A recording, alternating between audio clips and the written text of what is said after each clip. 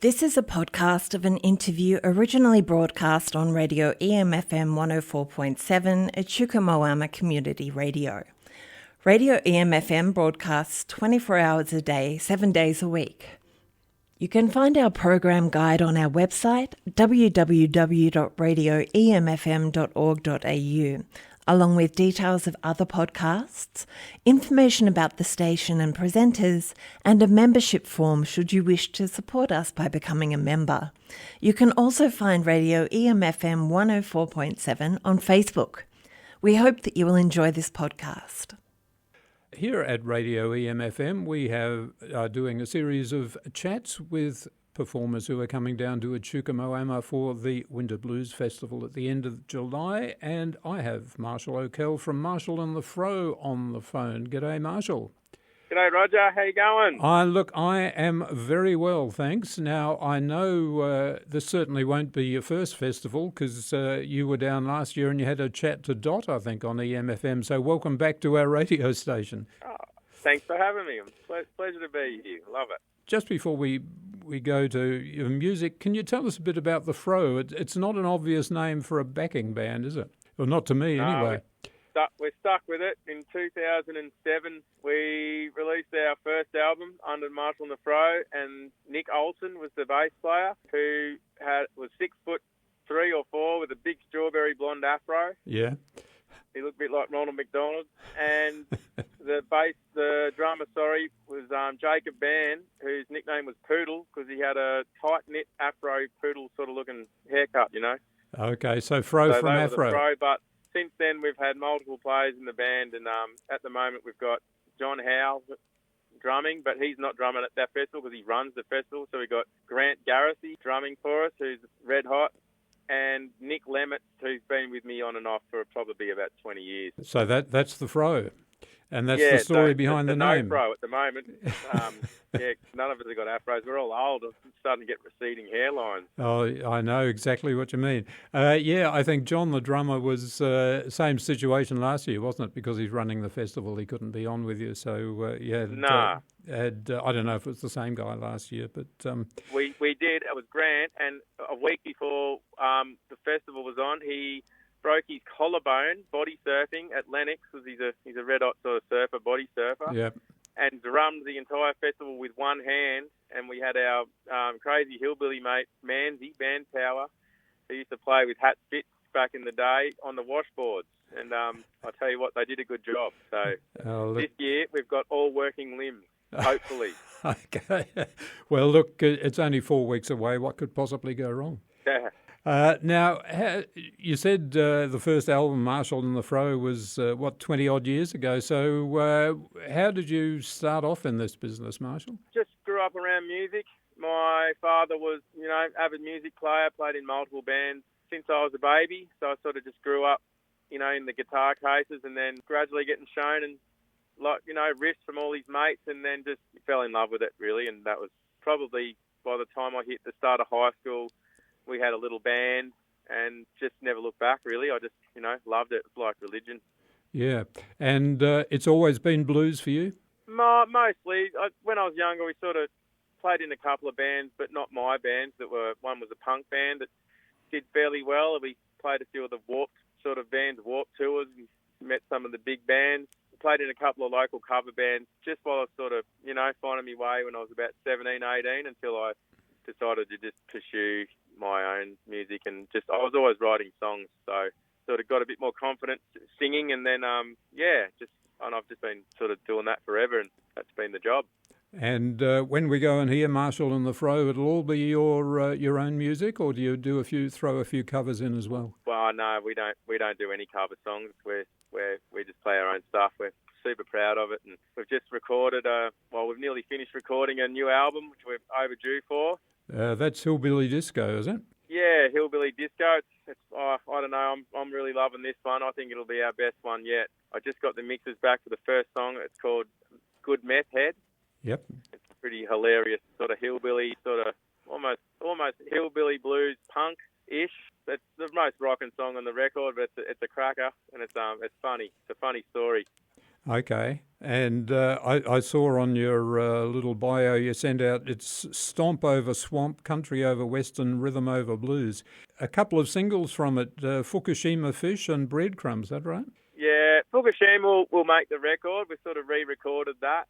Breadcrumbs probably won't. It was just a one-off sort of single. Oh, okay. Yeah, and the first single will be Meth Head. Yeah, which is funny. We were en route to play at the Blues at Bridgetown Festival a few years back. We were playing at the Prince of Wales in Bunbury, and turns out me and the bass player at the time, Luke Ferguson, were out having a little smoke after the gig and dropped the Thrifty hire van keys in the gutter and didn't know about it.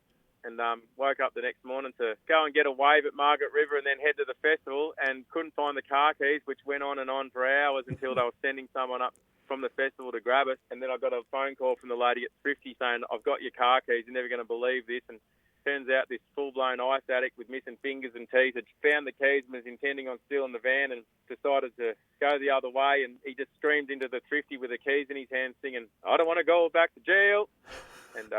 And that's how the song evolved. It's just a story about that. So, well, yep, that's as good a material to write a song about as any, I guess. Does most of it come from real life like that, or where do you get your inspiration from? Yeah, I try to keep it pretty real. A lot of it's, experiences or stories or, things that have happened to me or just, sometimes you just have a moment, when you think up a lyric and then it sort of just evolves. So, I don't know. I'm a prolific lyric writer. I sort of try and, if I have an idea, I always try to put it down on paper. So, there's lots of material. But we try to keep it really honest and real and just so that, people can connect to it. Yeah, and I guess once it's down on paper, then it's a process of, refining and getting it up to where you want it?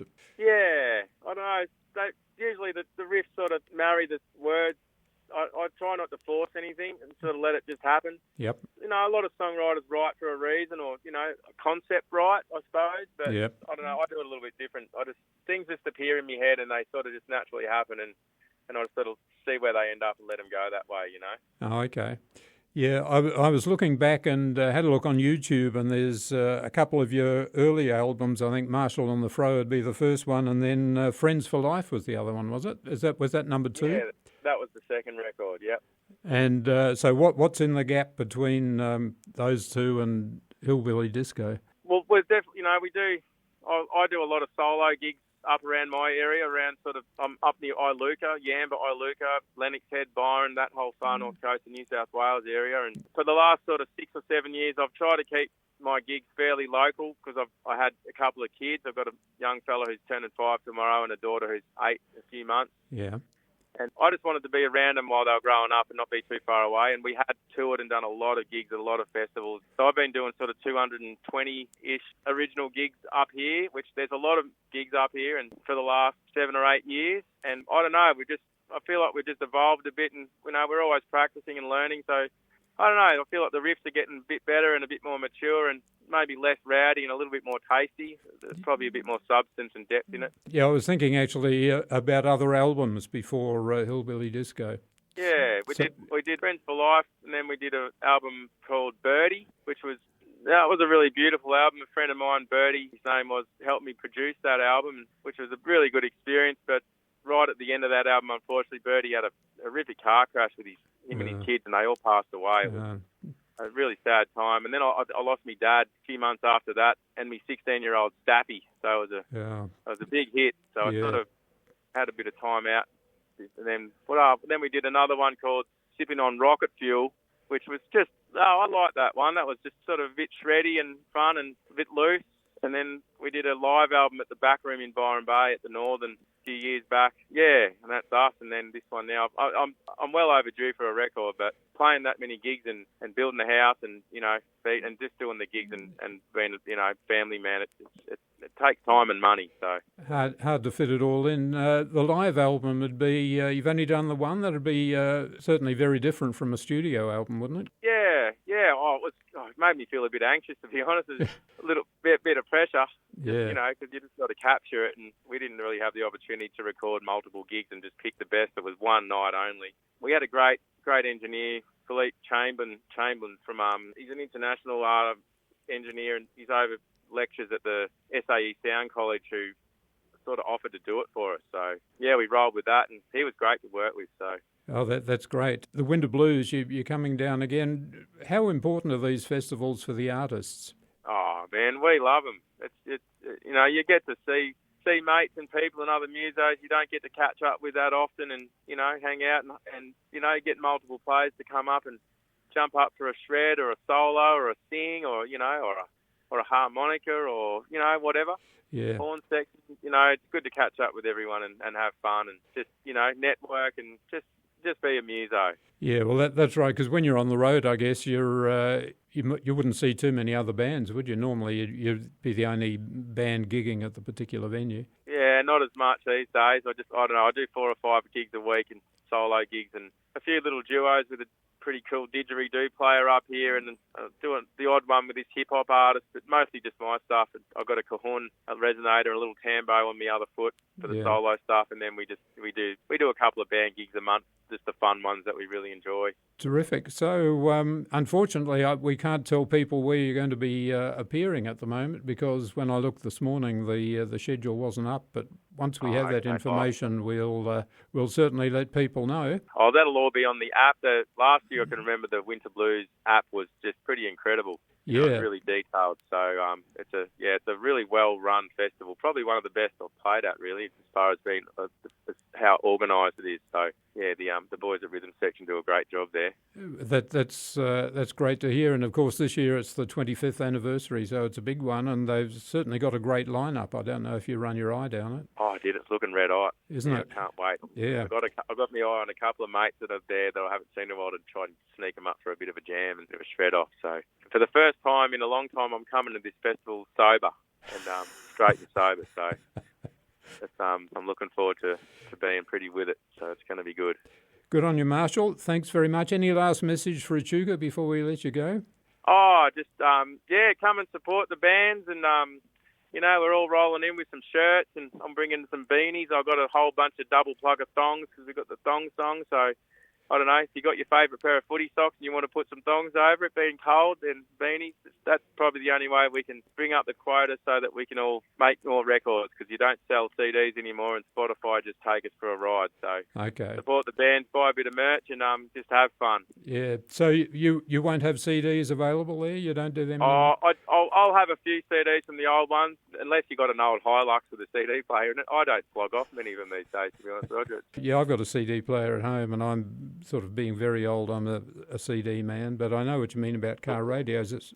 Life just ain't the same, is it? Well, are you going to be at the festival? I will be there. We're actually doing outside broadcasts on the Saturday and Sunday from down at the Hopwood Gardens. So if you're down there, we'd certainly love to grab you and have another chat. I'd love to do that, and I'll come and give you a few CDs for the opportunity. That'll be fantastic. Marshall from Marshall and the Fro, thanks so much for your time today. Thanks for having me, and see you at Echuca. Okay, we look forward to it. Phew.